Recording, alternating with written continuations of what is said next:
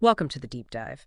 Today we're plunging into a story that centers on something you might just walk past, a small, dusty fragment of a clay tablet. Right. It looks like, well, just another relic maybe, but this piece of ancient history, it actually holds some pretty profound and frankly surprising lessons, especially for how we learn and deal with knowledge now in our, super fast-paced digital world. Mhm. So, our mission in this deep dive, we want to uncover the incredible journey of this artifact, understand its kind of seismic impact on history, and figure out why its story is, well, absolutely essential if you want to be truly well informed today. It is quite astonishing, isn't it? This very humble object. People call it the Flood Tablet. The flood tablet, okay. Yeah, and it's from 7th century BC, northern Iraq. So we're talking about 2,700 years old, give or take. Wow. Ancient. Really ancient. It's one of the oldest pieces of written literature we have, a direct, tangible link to that world. Tangible, yeah. And that physical thing, Right. that presence, it's such a stark contrast to, how we get information now. So much feels fleeting, digital. Right, just on a screen. Exactly. Yeah. And that contrast, I think that's really what helps us ask, what is learning? What is knowledge, really, in the 21st century? Okay, so let's unpack this object a bit more. It's this fragment, right? It's in the British Museum, covered in cuneiform, those wedge-shaped marks. That's the script, yeah. Cuneiform. So what was it about this particular piece of clay, maybe looking pretty unremarkable, that made it so groundbreaking? Well, those markings, they weren't just squiggles. They actually told an extraordinary story, a story of great flood. A flood story. But, Yeah. the story of how it was found is almost as compelling. You have to picture it. It's the 1830s. Two guys, August Henry Layard, sort of an adventurer type, Hmm? and Hormuzd Rassam, an archaeologist. They set out basically on horseback into the Middle East. And they had this, well, pretty audacious goal Which was? to find the lost civilization of Assyria, largely forgotten then. Yeah. Find a lost civilization. Easy enough. No, yeah, exactly. But what they found was just spectacular. Okay. It wasn't just this one tablet. I mean, they dug up entire palaces, Wow. colossal sculptures, those huge winged bulls, and this massive royal library, Yeah. all just buried under dirt for centuries. That's incredible. And the Assyrians, they were this huge empire, right? They wrote a lot down. Oh, absolutely. A Yeah. powerful, sprawling empire. And crucially, they were meticulous record keepers. They documented so much. So thanks to them, we have this incredibly rich historical archive just there. Amazing. But finding all this stuff, these treasures, that's only part of it, isn't it? Exactly. Half the story. Because the next chapter, and this is where I think it gets really interesting, it centers on this one guy, George Smith. He's the one who unlocked the secrets. George Smith. But the challenge, it was huge. All these Assyrian records, this whole library, it's in cuneiform. Hmm. And back then, Hmm. well, nobody really knew how to read it, did they? Pretty much nobody. That's what makes George Smith's story just so extraordinary. His background, I mean, he was a banknote engraver, Yeah. self-educated from a working-class family. Not exactly the typical academic profile. Not at all. But he became completely, utterly obsessed with the Assyrians. And, crucially, with deciphering cuneiform. Obsessed. Totally. His dedication was, well, something else. He basically taught himself the language during his lunch breaks, often right there at the British Museum, looking at the actual tablets. During his lunch break. Wow. Yeah, it's just this powerful example of deep, focused immersion, isn't it? Something that feels, I don't know, increasingly rare now with all the digital distractions. Definitely. Okay, so he's studying, he's obsessed. Then what? Then comes the breakthrough moment. Then comes the breakthrough. What must have been just an absolutely spine-tingling moment. He's there, probably in the museum, with the flood tablet in front of him. Right. And suddenly he cracks it. He understands. He figures it out. He can read it. He can read it. And the accounts describe just sheer, unbridled excitement.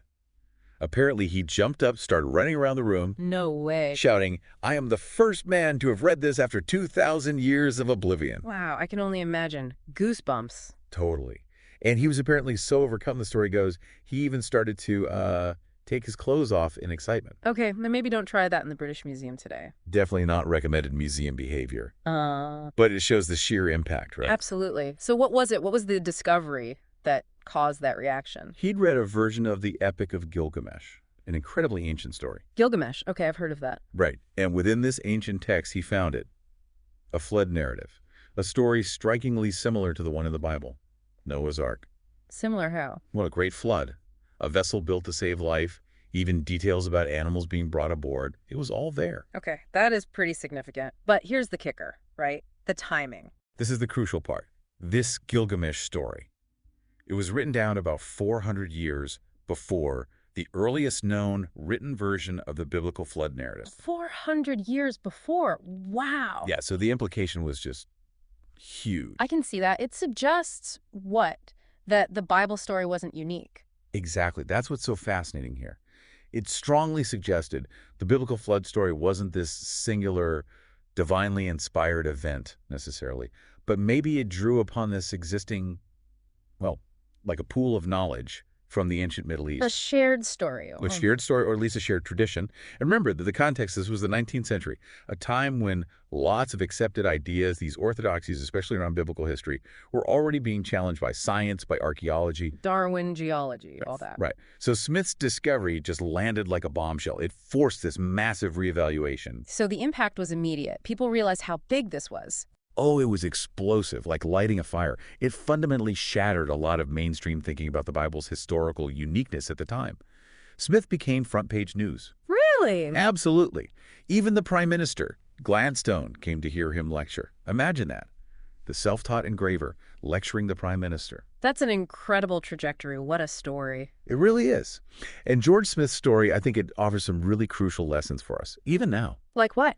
Well, obviously, the power of dedication, hard work, yes. But maybe more specifically, the kind of breakthroughs that can come from that deep, almost singular obsession with something. That focus again? That focus, and also the courage it takes to challenge the established way of thinking, the orthodoxies. It shows that, these transformative discoveries, they can come from really unexpected places, unexpected people. And that looking at primary sources, the actual things, can completely upend what everyone thinks they know. Okay, so bringing it back to us. Here we are, 21st century. We've got the internet, endless information. We feel like we know so much, right? Maybe more than ever. We certainly have access to more information than ever before. But this story, this ancient tablet, it kind of reminds us that, well, maybe we don't know everything, and maybe, just maybe, we could be wrong about some really big things we think we know for sure. Precisely. Evidence from the past, like this tablet.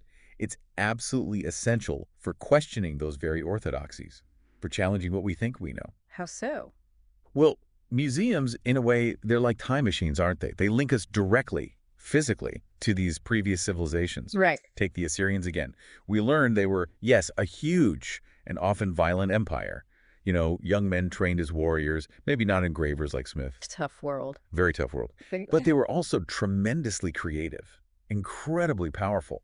Looking at their artifacts, it gives you a much more nuanced picture, a complex understanding of who they were. More complex than just reading a summary online. Exactly. Something, a quick search or a textbook paragraph just can't quite capture that complexity, that nuance. And that ability to hold complexity, maybe contradictory truths, that feels really important right now, doesn't it? Does seeing the actual object help with that kind of thinking? Compared to just, scrolling past an image? I absolutely think it does. And think about the places themselves, the museums.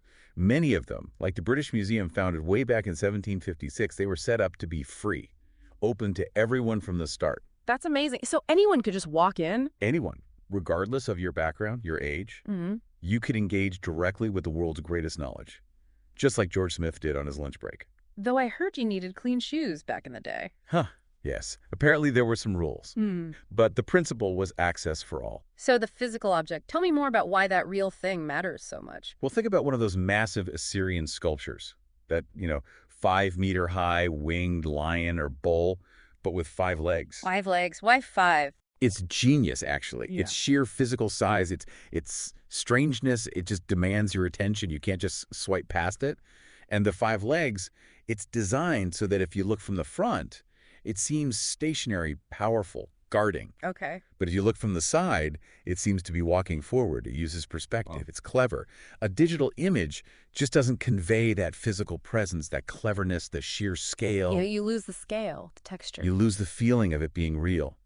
These objects, they ground us. They make us slow down, look closely, engage in a way that, honestly, often gets lost when we're just clicking and scrolling. That makes sense. There is this sort of almost unreal quality sometimes to just accessing everything through screens, isn't there? Things feel less solid, less permanent, maybe? Very much so. And think about the opposite, the deliberate destruction of ancient sites, like what happened in Palmyra with ISIS. It's horrific. Yeah. And it's not just vandalism. It's a calculated attempt to destroy history, to erase identity. Because these artifacts, these places like the Flood Tablet, they give us a concrete sense of who we are in the grand sweep of history. They connect us. They connect us, exactly. They show us the achievements, the struggles, the ideas of those who came before. They solidify our reality, our place in time, in a way that counters that fleeting digital information overload. So the message is, go to a museum. Basically, yes. We really encourage you, if you can, go visit these places. Engage with the actual objects yourself. See the Flood Tablet, see the five-legged bull. See whatever calls to you. They really can take us out of the digital cloud, so to speak, and bring us back down to earth. Yeah. Ground our knowledge in something real, something enduring. It leaves you with a thought, doesn't it?